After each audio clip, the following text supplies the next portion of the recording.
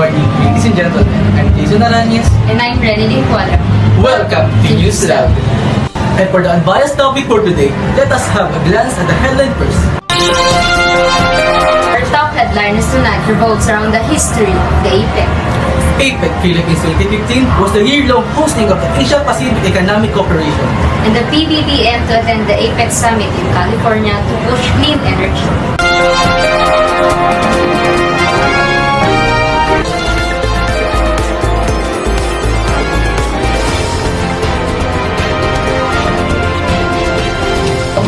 The Asia-Pacific Economic Cooperation, APEC, is an economic group of 21 members, formed in 1989 with the primary goal of promoting free trade and sustainable development in the Pacific Rim economies. Reporting information here, it is Daniela Abrilo.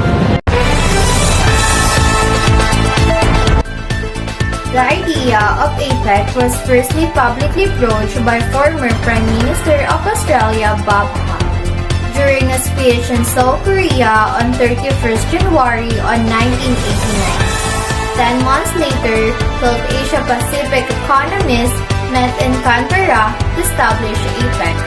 The founding members were Australia, Brunei Darussalam, Canada, Indonesia, Japan, Korea, Malaysia, New Zealand, the Philippines, Singapore, Thailand, and the United States.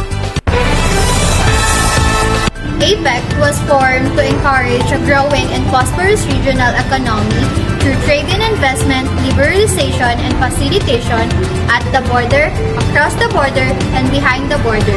We discussed a cross-border trade to assist business, economic, and technical cooperation. Daniela Abrigo, and this is News Lab. APEC Philippines 2015 was the year-long hosting of the Asia-Pacific Economic Cooperation or APEC meetings, which concluded with the APEC Economic Leaders Meeting held on 18 and 19 of November 2015 in Pasay, Metro Manila. It was the second time of the Philippines hosted the summit, the first being in 1996. For the update, Juliet Docker.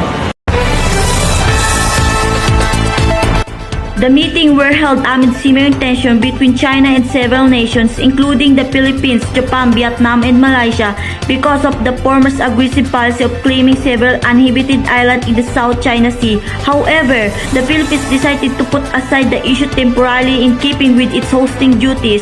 The summit was also held just a days after the November 2015 Paris attacks, which left 137 people dead, forcing the host country to enforce a lockdown of major streets near summit venues and hotels, where the economics leaders were billeted, causing heavy traffic in major Metro Manila roads and inconvenience to commuters and motorists. The agenda of the Philippines hosting of APEC 2015 is exemplified through its theme, which focuses on promoting and advancing inclusive growth in the Asia-Pacific region. This goals on promoting inclusive growth is divided into 3 stages: domestic, national, regional, and macro level. There are also 4 priorities set of APEC 2015. And that's all for the APEC Philippines hosting update. Thank you, Juliet Docker.